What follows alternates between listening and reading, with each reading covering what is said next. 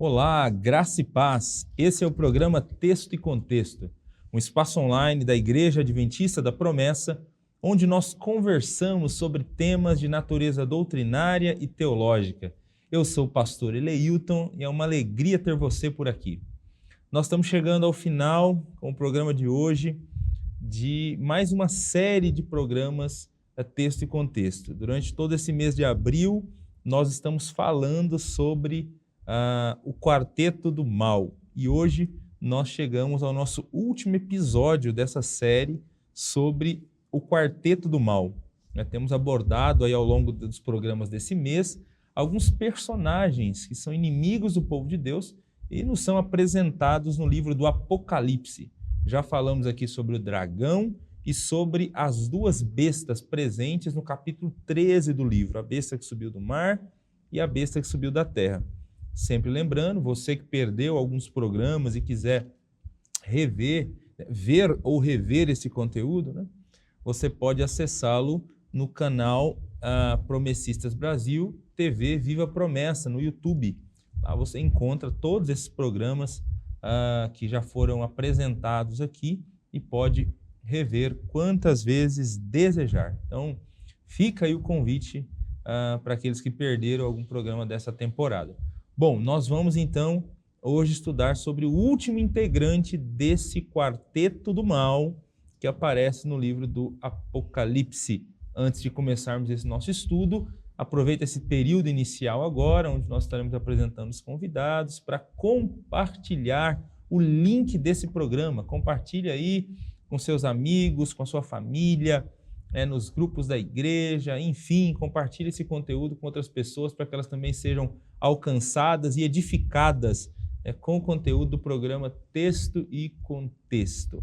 Pois bem, nós temos a alegria de ter conosco aqui mais uma vez os pastores Kennedy e Odeir. Eles nos ajudaram aqui na última semana falando sobre o falso profeta, aquela besta que subiu da terra, e hoje estamos aqui juntos com a Bíblia aberta para mais um desafio, dessa vez falar sobre mais um integrante do Quarteto do Mal. Pastores, sejam muito bem-vindos novamente ao programa Texto e Contexto. Amém. Paz, pastor Eleilton, pastor Odeir, paz, meus irmãos, é uma alegria poder estar aqui. Graça e paz a vocês, é um privilégio muito grande estar aqui com vocês, pastores, mais uma vez, e também poder compartilhar deste momento da palavra de Deus com vocês que nos assistem. Deus abençoe. Amém, amém.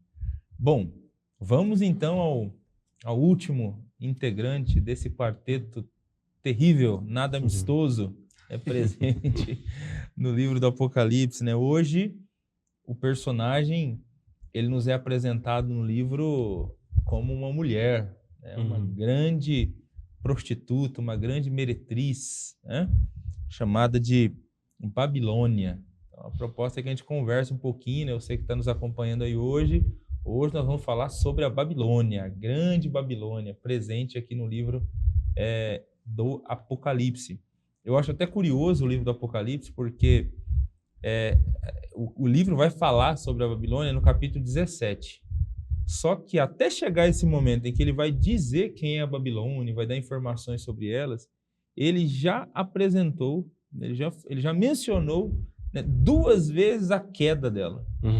Então, assim, para quem começa a ler aqui agora o livro do Apocalipse, no capítulo 17, quem está lendo o livro do Apocalipse, melhor dizendo, quando ele chega no capítulo 17 e vai descobrir quem é a Babilônia, ele já tem uma informação sobre ela. Ela vai cair. Ela vai ser destruída uma hora. A sua queda é certa, A sua queda é certa, A queda dela é certa. Mas, enfim, vamos lá então para tentar entender aqui à luz da Escritura Sagrada sobre a identidade da Babilônia, Pastor Kennedy, vou começar contigo. Comenta um pouco para a gente sobre a Babilônia, esse personagem presente no capítulo 17 do Apocalipse, como a gente pode identificar a Babilônia, fala um pouquinho para a gente sobre isso. A gente tem visto que nesse quarteto, a figura do dragão, que representa o próprio Satanás, a besta que sobe do mar, que é o anticristo. Nós vimos na semana passada sobre a besta que sobe da terra, que é o falso profeta, E hoje essa última figura, esse último personagem, identificado como uma cidade, como Babilônia. É lógico que no tempo em que João tem essa visão, lá em Patmos, a Babilônia não existe, não existe mais o Império Babilônico, passou. Mas aqui é um símbolo, né? E por que exatamente Babilônia? Aí a gente precisa olhar para a Escritura e olhar historicamente. A Babilônia é uma cidade que ela tem uma posição muito importante no relato bíblico. Vai aparecer lá no início já da Bíblia, em Gênesis já aparece ali, né?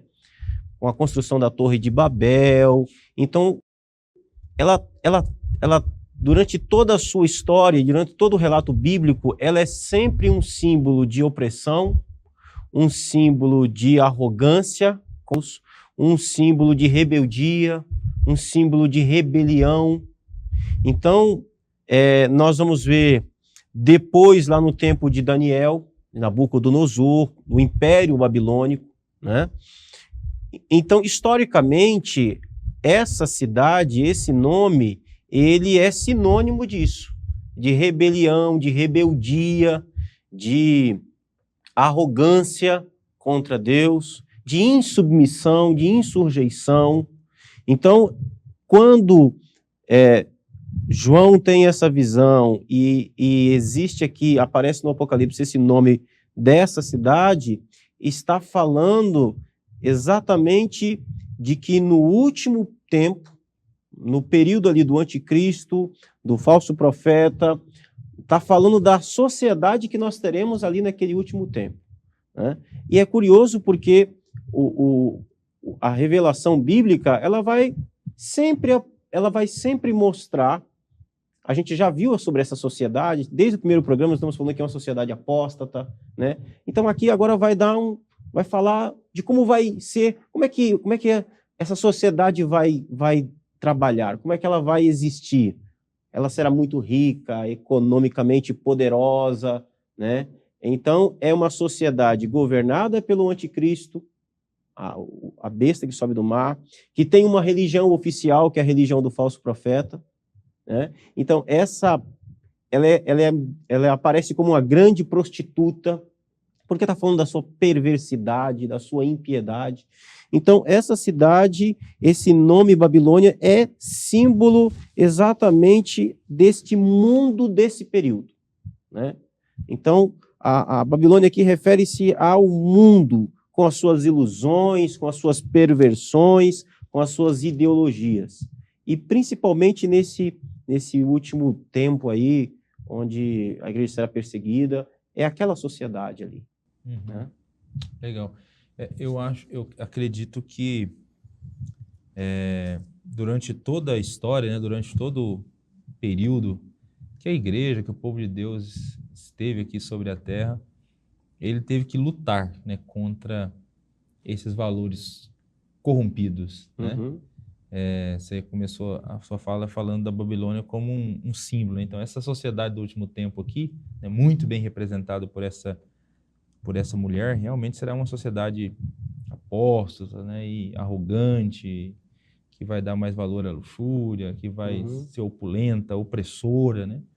Mas ao longo de toda a história, a gente consegue perceber também assim como a atuação das bestas, né? Uhum. Essa presença também da Babilônia, talvez ela é aquilo que a gente chama de mundanismo, né? Secularismo, Então, né? Secularismo, né? Agindo nas sociedades, né?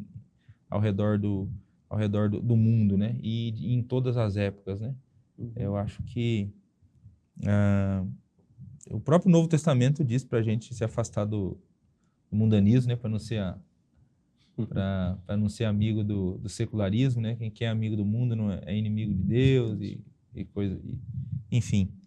Então nós temos essa atuação e essa concentração aí nesse período final, né? Mas o livro do Apocalipse, esse capítulo 17, o início, ele faz uma descrição, ele apresenta alguns elementos ali sobre essa mulher. Eu queria que o pastor Odeir comentasse um pouco para a gente essa descrição, né, que o Apocalipse faz no início dessa mulher, né, que representa então o mundanismo e essa sociedade corrompida, né, do último tempo. Sim, é importante a gente olhar para essa parte do texto e não ler assim como uma coisa banal, né? A gente olha que quando a gente vê esta representatividade da mulher, essa personagem aqui, figura ilustrativa, como o pastor Kennedy mencionou, a gente vê a forma como ela é aqui apresentada, né? Ou seja, ela passa a ser um ícone para a sociedade, né? Para a geração. Ela passa a ser algo assim importante que influenciou vidas. E a maneira como aqui você perguntou, pastor Eleilton, em relação aqui à descrição dela, o Apocalipse ele vai dar uma ênfase nisso daqui, especialmente lá no versículo 4, né? Ela estava vestida de azul, vermelho e adornada de ouro e pedras preciosas, né? Ela tinha ali uma visibilidade, né? Valorada. E aí a gente olha para esse texto aqui, o que nos chama a atenção é que essa maneira dela ser representada aqui atraiu, chamou a atenção, né? É tanto que os reis, os habitantes da terra, eles acabam sendo atraídos aqui pela sua tentadora presença e acabam também se embriagando, né? Se embriagando aqui com o vinho da sua prostituição. Opa, agora chamou a atenção, né? Por que o texto menciona aqui este vinho da sua prostituição? Se você olhar um pouquinho aqui em relação a isto, no versículo 6, esta mulher ela estava embriagada com o sangue dos santos, o sangue das testemunhas de Jesus. E estes reis, estes que são adeptos, né, a este entorno dessa figura representando aqui, sendo a Babilônia, a gente vai ver que eles acabam sendo atraídos, se embriagando com este vinho. E quando a gente olha para este texto aqui, um detalhe que nos chama a atenção é quando o texto diz que ela segurava na mão uma taça de ouro, né, pastor Cris? Uhum. Ela segurava nas mãos uma taça de ouro aqui. Lá no versículo 17, 4, né? Parte B dele ali. O cálice de ouro aqui ele tem uma conotação também. Ele tem aqui uma maneira de ser entendido, né? Ele induz as pessoas a beberem por imaginarem que em recipiente tão precioso a bebida ela seja também preciosa. O fato desta mulher estar segurando uma taça de ouro e aquilo que continha na taça chamava a atenção não por conta daquilo que estava dentro da taça, mas por onde estava ali o recipiente, né? O recipiente qual estava ali o cálice, né? O produto. A gente vai ver aqui que isso daqui acabou enganando a muitos, né? De acordo com Apocalipse 17:4, aqui a gente vê que este cálice ele estava cheio de coisas repugnantes, como aqui a gente vê, abomináveis aos olhos de Deus, né? Isso quer dizer que tudo aquilo que é usado pelo mundo para seduzir ou mesmo para afastar os cristãos de Deus estava contido naquele cálice. Com base nisso, a gente pode aqui até mesmo trazer como explicação, né, a prostituição. Como que isso é visto hoje pelo mundo, né? Como que as pessoas lidam hoje com isso, né? Uma coisa tão natural, uma coisa que aos olhos de Deus é abominável, mas neste seduz contexto... um monte de gente, né? Sim, neste contexto aqui é uma coisa normal, é uma coisa natural, né? Não só a prostituição, mas a gente vai um pouco mais além, né? Aqui a pornografia, a luxúria, fama, poder, vícios, né? E o que dizer de dinheiro, né? O que dizer de dinheiro? As pessoas, elas não estão se preocupando muito em relação hoje àquilo que agrada a Deus, mas buscando uma vida tranquila, buscando luxúrias, né? A gente vai ver isso daqui em relação a este assunto. Enfim, o mundo está perdido, na verdade, né? Você vê drogas, você vê o pessoal aí hoje defendendo o homossexualismo, né? O assunto da época, né? E disso aí a gente vê que cada um busca beber um pouco deste cálice, o qual é aqui apresentado, né? Assim, a gente vai ver que a influência da Babilônia ela produz na sociedade uma inversão de valores. Com base nessa inversão de valores aqui, em síntese, o pecado ele é visto como algo bom e a santidade ele é tida como estupidez, né? As pessoas elas vivem uma mentira e defendem como se fosse na maior das vezes não é verdade. É isso aí. Aqui, pastor, essa é a descrição que a gente pode fazer dessa mulher, né? Aqui, representativa. Sim. É impressionante. Mas é isso, o mundanismo de fato seduz e atrai as pessoas, né? A Babilônia é apresentada aqui como responsável, né, pela morte de muitas testemunhas de Jesus, né? Aliás, quando tem texto que fala sobre a queda dela lá, fala que ela derramou o sangue dos santos, né? Então, porque esse sistema opulento de fama, de luxúria, né? Por conta dele as pessoas matam, né? Então, muitos servos de Deus foram mortos por conta disso. Fala que ela se embriagou com o sangue, né? Imagina, para se embriagar, bebeu muito, né? Sim. Então, assim, é a ideia também de se embriagar, aqui o ato de perseguir e matar os cristãos trouxe alegria. Sim. Era sinônimo de prazer, era motivo de prazer para ela, né? Então, para esse mundo terrível, perseguir os cristãos lá na frente será um entretenimento. Sim. É a ideia de entreter, de trazer prazer, como quem tem prazer em beber a ponto de ficar embriagado. Né? Terrível, né? Terrível. Uma das descrições que esse texto faz dela também é que ela está montada sobre muitas a besta, águas, né? Ela está montada sobre a besta que está, aquela besta lá que surgiu do mar, né? E aí o texto lá fala que dessa besta que ela tem 7 cabeças e no texto fala que são 7 reis, né? Então, assim, você olha, você tem aqui uma descrição dos impérios mundiais, né? Porque sempre foi o poder político que deu sustentação à Babilônia, a essa ideia, né, do mundanismo, esses valores anti-reino, né? Então sempre foram os governos aqui que deram sustentação a esse sistema que perseguiu a igreja. E no final dos tempos, então, acho que é aí que ela vai se embriagar mais ainda, né? Quando surgiu o anticristo e o número de cristãos e santos que serão mortos, né, no período da grande tribulação, por conta dessa mulher, dessa filosofia, né? Essa filosofia que será defendida por esse governante. É a ideia que parece de que tem uma sociedade que ela pede para que as autoridades que governam sobre ela persigam a igreja. Né?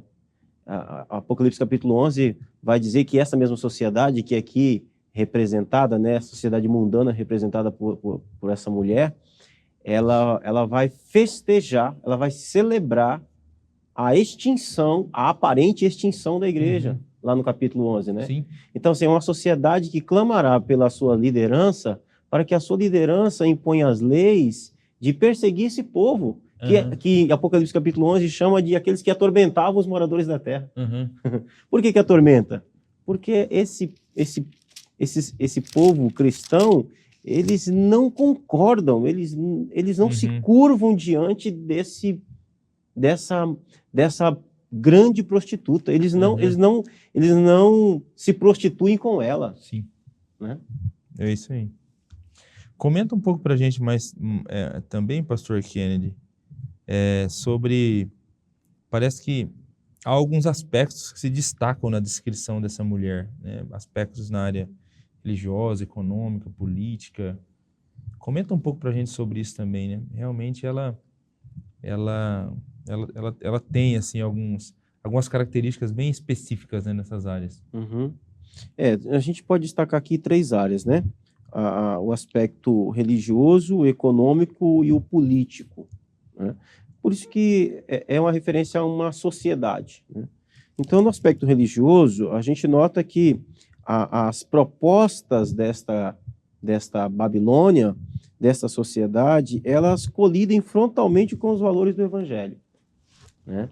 Vai contra os valores do reino de Deus, contra os valores que Deus estabeleceu desde sempre, né?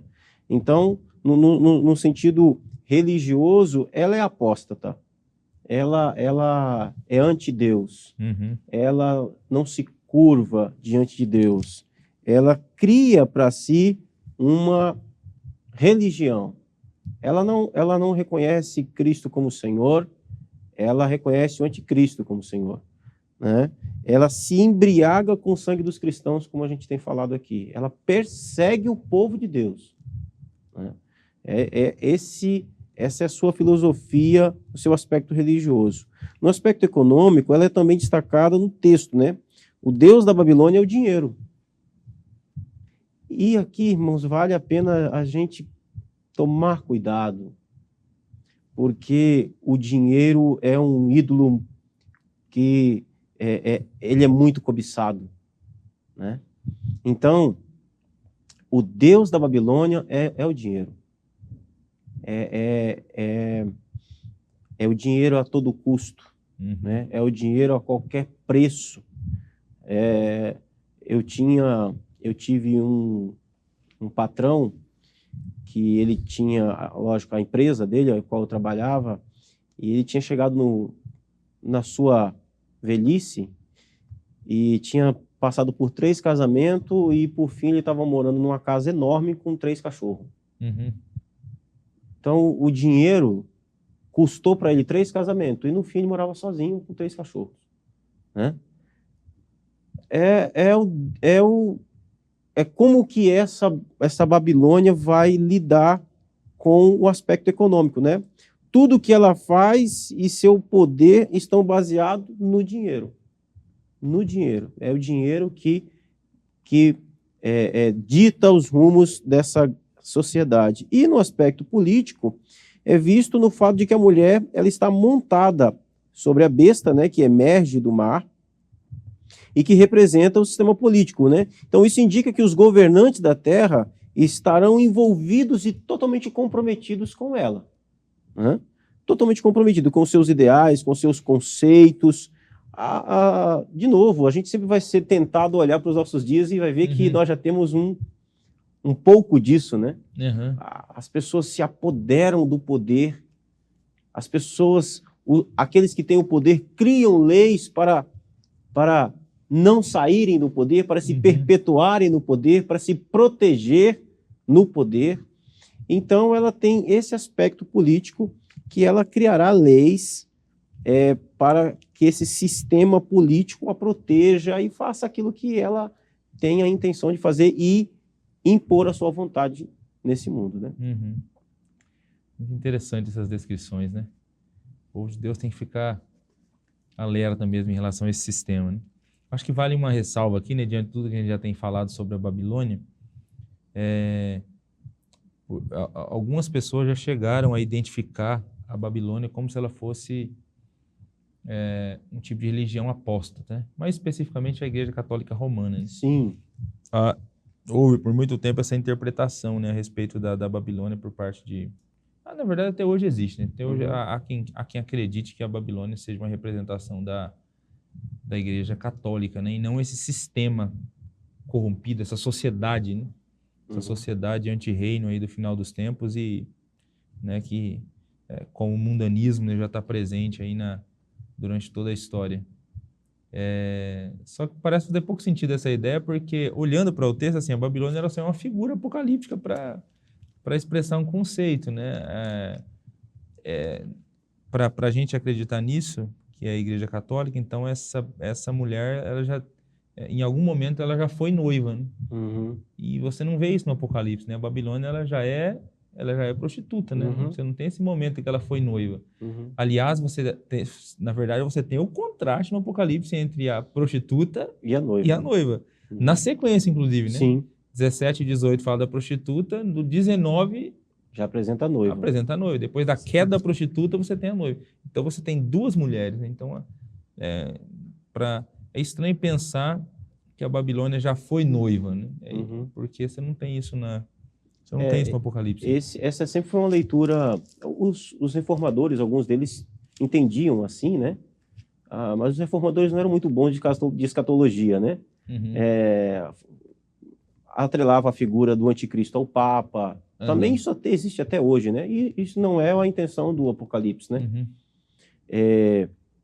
Então, essa cidade a gente não tem como fazer essa interpretação ali com Roma papal, nada daquilo, a gente não consegue fazer essa conexão. É forçar o texto e é correr o risco de ter a interpretação errada, né? Porque é reduzir o que está colocado aqui.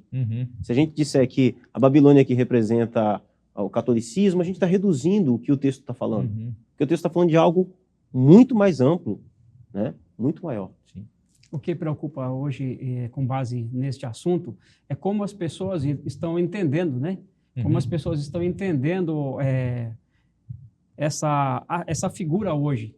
Será que as pessoas estão valorizando aquilo que foi alertado, né? Um alerta para nós, né? Nos mostra aqui quem ela é e quais as suas ações, né? E quais foram aqui os reis, né? Se você buscar aqui mais a fundo, tem essa figura, dá para você buscar isso, né? Aqueles que se embriagaram e como que eles se embriagaram. Olhando para o contexto hoje, será que hoje as pessoas também não estão se embriagando e estão achando que está tudo certo, né? Achando que está tudo bem? Isso não chama atenção. A maneira como as pessoas estão interpretando hoje essa figura, né? Achando que isso é uma coisa que aconteceu lá ou que ainda vai acontecer, quando, na verdade, as pessoas estão neste mesmo caminho, sendo atraídas por esta prostituta, bebendo deste cálice, né? E estão bem, né? Isso é o que nos preocupa aqui. E a gente olha para várias igrejas hoje, a gente olha hoje para vários povos, né, que praticam as suas religiosidades e cada um busca estar bem. E você olha para eles, conversam com eles, eles professam suas fé, né, a fé deles, professam ali suas crenças, só que quando forem colocados diante de Deus, né, como será que isso será pesado ali, né? É isso que a gente tem que preocupar, e com base neste assunto, nós temos a oportunidade de avaliar a nossa vida, a vida daqueles que nós temos a oportunidade, até mesmo como pastores, estarmos ali cuidando, né? Sim. Se você acha que se você defende que a Babilônia é uma organização, uma instituição, então aí na hora de interpretar algum alerta em relação a ela, então assim, é só não fazer parte, então, dessa instituição aqui. Né? Agora, se ela é um símbolo, né, de mundanismo, se ela é símbolo de uma sociedade sem Deus, que vive princípios anti-reino, aí a maneira de você se comportar em relação a ela vai ser diferente, né? A maneira de entender esses alertas, né? Inclusive, eu queria que o pastor Odair falasse para a gente sobre uma recomendação que a gente tem no capítulo 18, né, sobre a Babilônia, né? Uma recomendação que é dada aí para o povo de Deus em relação à Babilônia. É até interessante, porque quando você olha aqui para o capítulo 18, né, é bem clara aqui essas recomendações. É bem clara porque quando você olha para o capítulo aqui, você vê que aquilo que o texto informa. João, ele ouve uma voz dirigida aos crentes dizendo: saiam dela, vocês, povo meu.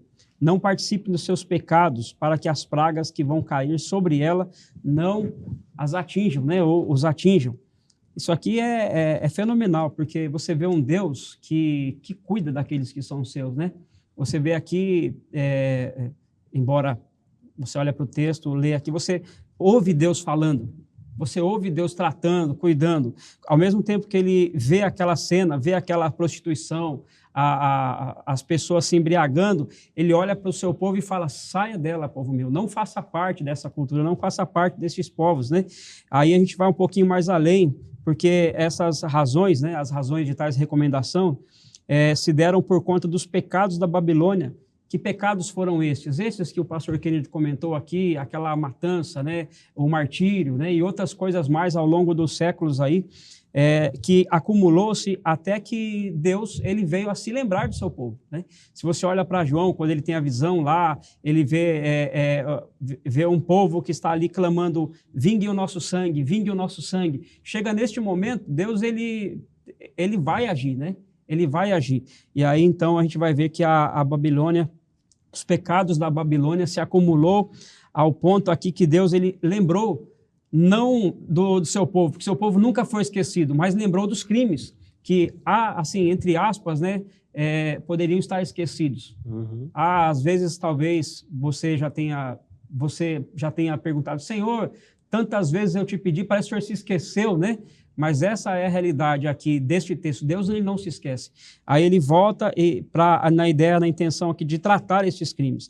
Nós somos alertados, pastor Eleilton, a não nos envolver com esse sistema, né? Esse sistema do mundo iníquo, pastor Kennedy. Até porque, conforme lá em Romanos 12:2, né? O apóstolo Paulo ele é bem enfático, né? Não vos conformeis com este mundo, né? Mas transformai-vos pela renovação do vosso entendimento. Aí a gente vai um pouco mais além aqui. Nós devemos separar-nos do mundo para não sermos cúmplices dos seus pecados e não sermos também destruídos com ele, né? Parece que as coisas vão caminhando e tudo é permissão de Deus. Não, nem tudo é permissão de Deus. Há coisas que o homem ele vive por conta de sua decisão, né? Deus ele deixa as coisas seguirem o seu curso, mas ele mantém o controle de todas elas, né? A gente olha aqui para as pessoas, elas estão sendo seduzidas pelo mundo. Os prazeres aqui, as ilusões, está fazendo com que ela se sinta bem com aquilo, né? E nisso a gente pode ver que tal permissividade tem não aproximado o homem de Deus, mas afastado o homem de Deus, quanto que deveria ser ao contrário. Tudo aquilo que nos leva a entender que vai gerar, né, um distanciamento de Deus, a gente tem que cuidar e buscar se aproximar mais de Deus. Mas não, devido a esse sistema, a este meio, né, permissivo que o mundo parece que abriu para cada ser humano, o ser humano ele vai se afastando de Deus. E aqui nós somos convidados a parar um pouco, refletir, né, pensar aqui no mundanismo e buscar cuidar da nossa vida, cuidar dos nossos parentes, cuidar da nossa casa, familiares, a igreja, né? Aqui, até mesmo onde moramos, você está ali, você vê, percebe algo errado, você tem que cuidar, porque você está ali para poder fazer valer aquilo que Deus quer que você seja, né? Servo, filho dele, luz no mundo, sal da terra. E aqui a gente vai compreender um pouco mais além, através dos conceitos aqui nos discursos das pessoas. O mundanismo aqui, ele acaba ocupando o primeiro lugar, ele está no topo, as pessoas valorizam isso, né? Está presente nas casas de leis, mentes dos intelectuais. Muitos até falam da Bíblia como um livro ultrapassado, ou mesmo debocham dele, né? Aqui dos valores cristãos, porém o Senhor conhece aqueles que são seus, né? Deus é aquele que ele olha para tudo isso e no tempo certo ele vem corrigir, ele vem agir, né? As nações da terra ela têm discutido aqui, aprovado a legalização do aborto, um exemplo aqui é a liberação das drogas. Além disso, como mencionei anteriormente, né, o homossexualismo vem sendo o assunto do momento, de certa forma aqui querendo legitimar o pecado, aquilo que estão querendo fazer com base na permissividade, né? Tudo isso é sinal da Babilônia. Tudo isso é sinal da Babilônia agindo, né? Uhum. São valores da cidade, da Babilônia, permeados ganhando mais ênfase, na né? sociedade, ganhando mais ênfase, né? É isso daí, pastor. O pior de tudo isso daí, né, é que nessa reestruturação social, qualquer pessoa que venha discordar, né, ela recebe retaliação. Ela vem discordar de tal coisa, como aqui, por exemplo, o homossexualismo, né? O liberalismo das drogas, aí você vai sofrer retaliação. E nisso daqui a gente percebe que se nós deixarmos de fazer, Deus cobra de nós. Mesmo que você sofra retaliação, você tem que olhar para aquilo que Deus disse lá no início, né? Fuja dela, afaste-se dela, né? Mas não no sentido de você se eximir da responsabilidade, mas das práticas, mas levando acima de tudo o conhecimento, né, e a correção através dos princípios cristãos, né? Nós não vamos sair da sociedade, né? Deixar a sociedade, deixar esse mundo, né? Deixar a cidade em que a gente vive. Mas a ideia aqui do saiam dela, povo meu, separa, né? Santifica, né? Santifique-se, né? Não participe dos seus pecados, né? Uhum. E essa é uma evidência de que essa Babilônia não é uma instituição religiosa, é uma sociedade, né? O povo já é povo de Deus. Esse texto não é um convite à salvação, né? É um alerta de Deus para que o seu povo não participe dos pecados da Babilônia, para que não seja punido com o juízo que Deus vai enviar sobre ela, né? Então, é uma sociedade. A igreja está nessa sociedade. Uhum. Mas ela não pode se comprometer com os pecados dessa sociedade, né? É isso. Há de se analisar um pouco mais a fundo, né? E possivelmente vai ser detectado aqui pessoas que já estavam infiltradas nesse contexto, né? Daí então do alerta, né? Para que saíssem daquilo, parassem com aquilo, né? E retomassem as práticas corretas, né? É isso.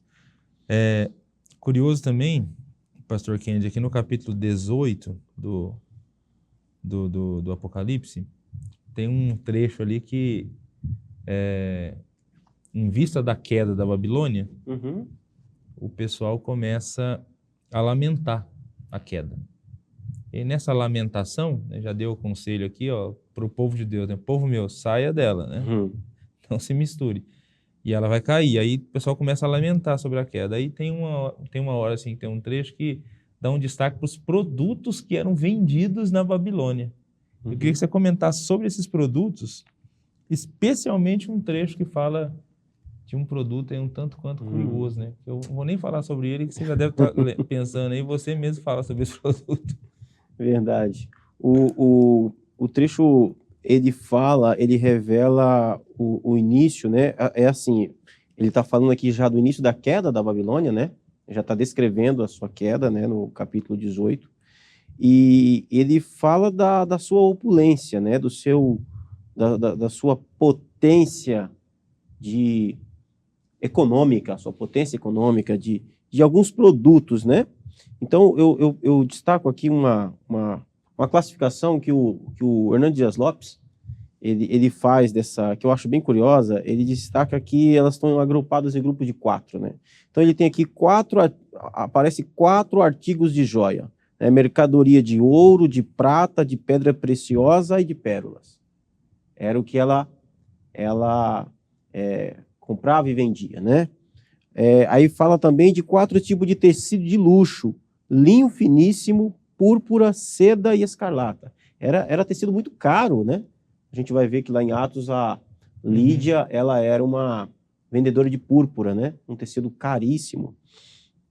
Depois, 4 tipos de ornamentação: toda espécie de madeira odorífera, todo gênero de objeto de marfim, toda qualidade de móvel de madeira preciosíssima, de bronze, de ferro e de mármore. E aí também fala de 4 artigos cosméticos, né? Canela de cheiro, incenso, unguento e bálsamo. 4 tipos de cozinhas, 4 artigos de cozinhas: vinho, azeite, flor de farinha e trigo. 4 artigos de mercadoria viva: gado e ovelha, escravos e almas humanas.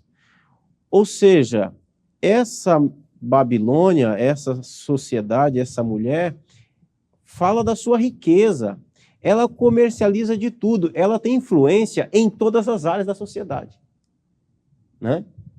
Do ouro à madeira. Então, é uma sociedade que, aos olhos humanos, quem é que não quer viver numa sociedade dessa? Né? Dinheiro, conforto, influência. Ela influencia em todas as áreas da vida humana, dos mais ricos aos mais pobres, né? E aqui um destaque interessante: aquilo que ela comercializa, né? Que é o que chama a atenção na última parte, que são as almas humanas, né? Então, o Warren Wiersbe, ele vai dizer que esse último item da lista é o mais perturbador. São os escravos e até almas humanas. E aí a gente vai perceber que estima-se que 1/3 da população do Império Romano era constituído de escravos. Cerca de 60 milhões de escravos havia no Império Romano. Ele vai dizer que podia chegar no mercado de escravos, no período do Império Romano, numa feira de escravos, ser vendido até 10 mil escravos por dia. Então, o Apocalipse está fazendo essa conexão com aquela realidade, com o que vai acontecer, como que essa Babilônia vai lidar com a sociedade. Não é muito difícil a gente entender, trazendo isso para cá, para a gente entender, para projetar o futuro, como é que vai ser isso. É só a gente pensar em termos de economia, pensar em Wall Street hoje, né? o que é aquilo. Se acontecer alguma coisa no mercado americano, só lembrar de 2008, aquela bolha do sistema de hipoteca nos Estados Unidos, quebrou o mundo. O mundo sofre consequências daquela crise econômica nos Estados Unidos de 2008 até hoje. Então, assim, tudo passa por ali. Tudo vai passar por essa Babilônia. Ela controla as riquezas do mundo, ela influencia na riqueza do mundo. A gente pode ver isso, né? O dólar sobe, o nosso pãozinho fica mais caro. Tudo passa por ali. E essa ideia de almas, de comercializar almas humanas, a gente não pode pensar aqui em termos de escravidão apenas como no passado, mas no sentido de ter gente, de possuir a vida das pessoas. Fazendo assim uma analogia bem simplista, nós temos hoje uma sociedade que parece que quer ser escravizada. Basta olhar a vontade que as pessoas têm por seguir ou por ter cliques, curtidas nas redes sociais. Basta olhar para os grandes nomes das redes sociais de hoje, quantos milhões de seguidores as pessoas têm. Gente escravizada, né? Gente que parece que... Gente que compra aquilo que o outro está vestindo. Né? Então, é esse tipo de coisa simplista que eu estou colocando aqui para a gente entender como é que vai ser essa sociedade desse tempo aqui. Terrível. Terrível. Pessoas são tratadas como mercadoria. Mercadoria, com certeza. Se isso já é uma realidade hoje, imagine nessa sociedade do último tempo, né? Como isso vai se intensificar ainda mais, né? Seres humanos sendo tratados como objetos, né?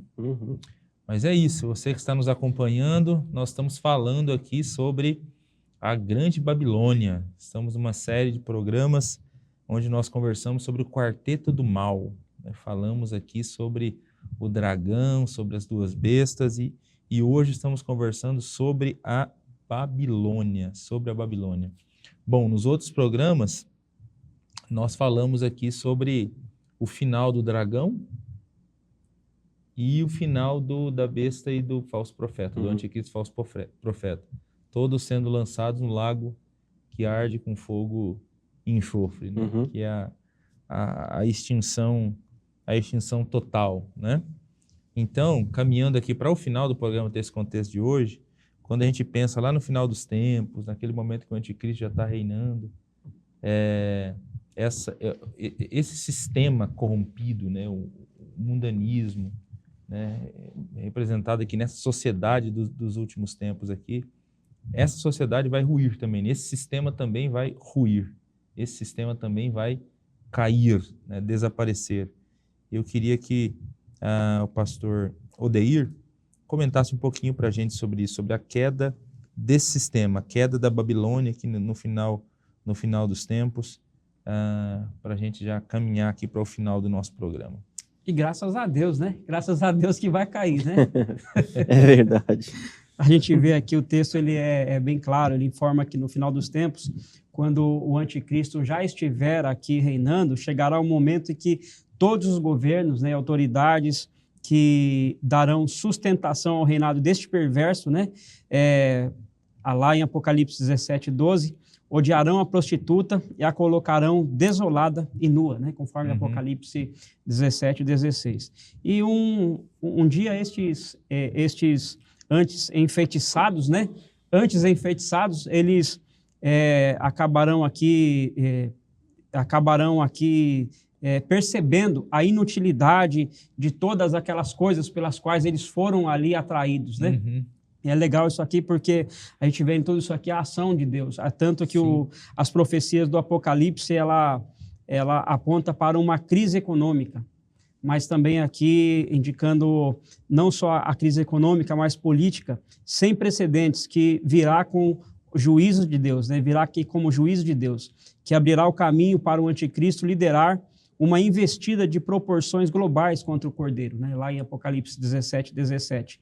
Também a gente vai ver aqui que isso representará o fim deles e da grande Babilônia. Tudo tem um início, mas como tem um meio, também haverá de ter o fim, né? Uhum. Deus, ele mantém o controle de todas as coisas. Em relação a isso, a cultura, a alegria, o esplendor do mundo são baseados em mentiras, em ilusões, né? O alicerce e o poder da Babilônia são o dinheiro e as riquezas, como bem comentado aí, pastor Kennedy, né? Bem explicado em relação a isso. Quando Deus ele derramar as taças da sua ira, a calamidade assolará a terra e a Babilônia não resistirá. Isso é maravilhoso para a gente, né? Saber que aquele que cuida de nós, ele botará um fim em tudo isso, né? Ele tem um final para todas essas coisas que hoje assola a humanidade. E aí uma coisa que nos chama a atenção aqui, do que adiantará bilhões na conta bancária, né? A pessoa, ela acumulou por longo período uma riqueza, né? Ela acumulou bens, né? Poder, ela, como mencionado aqui no exemplo citado pelo pastor Kennedy também, perdeu a oportunidade de viver em família para acumular riquezas. Uhum. O que vai adiantar tudo isso, né? Aqui, porque quando chegar no juízo de Deus, isso aqui vai acabar. Não terá mais como a pessoa pagar pela vida com o bem que ela possui, né? Porque o que ela podia fazer é o que você pode fazer hoje. Como Jesus, ele em seus ensinos disse, se queres ter direito à vida eterna, me obedeça, ou seja, guarde os meus mandamentos, viva como eu vivi, né? Ande como eu andei. E a gente vê que hoje as pessoas, por desvalorizar tais recomendações, né, de ensinos de Jesus para a vida eterna, querem viver uma vida atual, uma vida boa, né, prazerosa. Porém, no dia do juízo final, isso aqui há de ser colocado à luz, né, há de ser colocado a julgamento.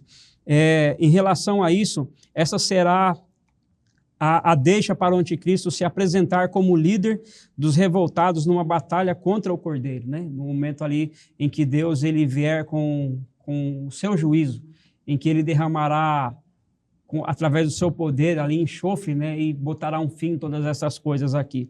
O desfecho desta batalha ela marcará o fim do reinado deste maligno, pois Jesus ele aparecerá no céu como vencedor, como nós sabemos em sua segunda vinda, né?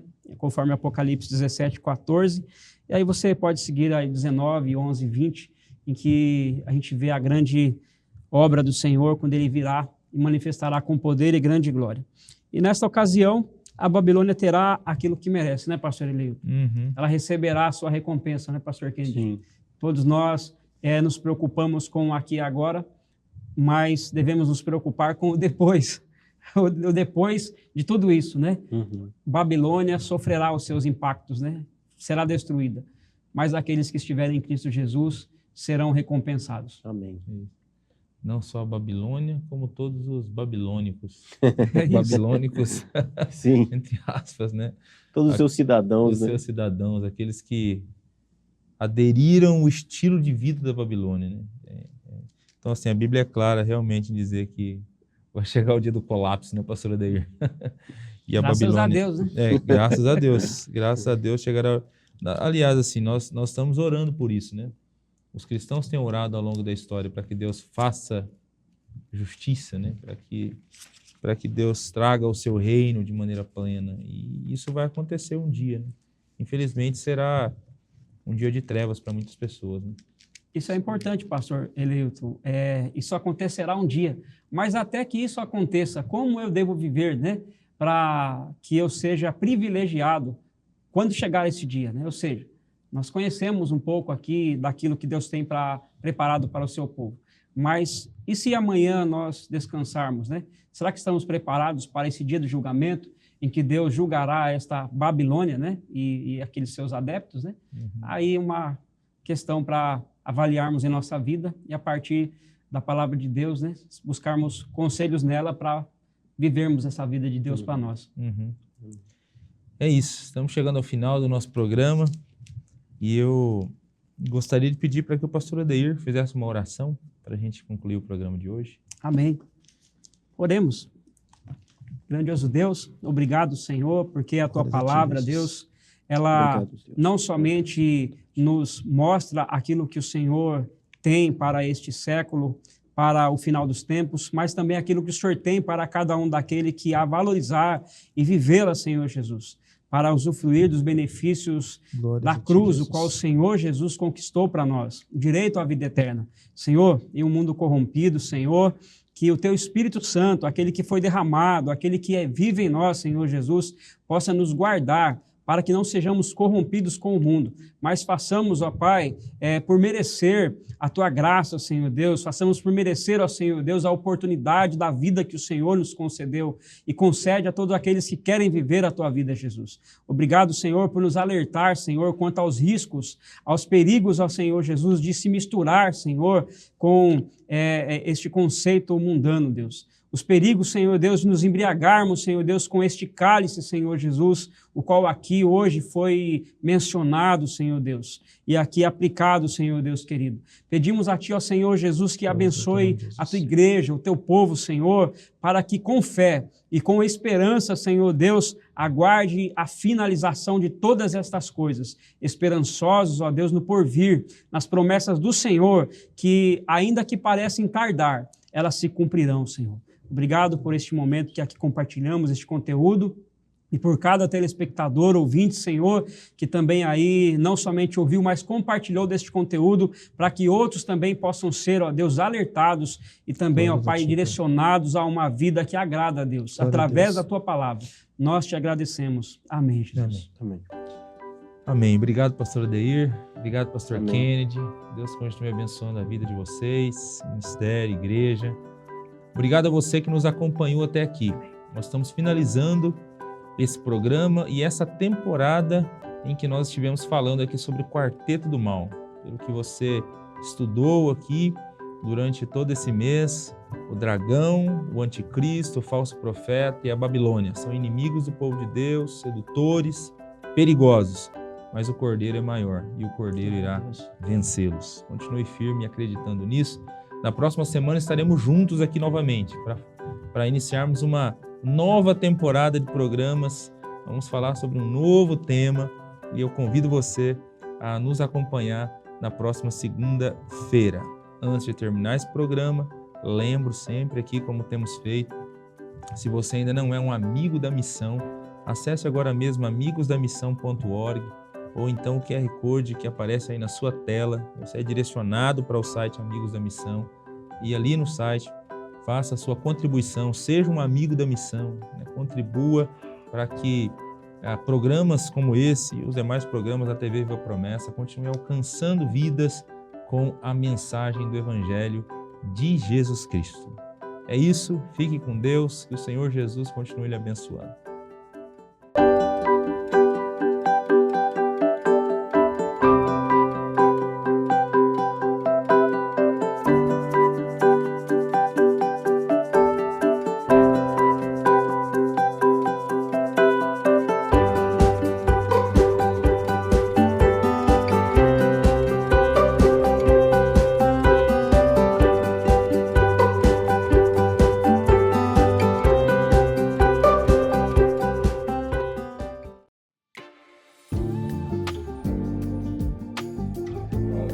A paz do Senhor Jesus, eu sou o pastor Ageu Bente, sou superintendente da Convenção Baixo Amazonas e eu sou um amigo da missão e quero fazer um convite especial para você também participar, colaborando e nos ajudando nessa grande missão. Seja um amigo da missão.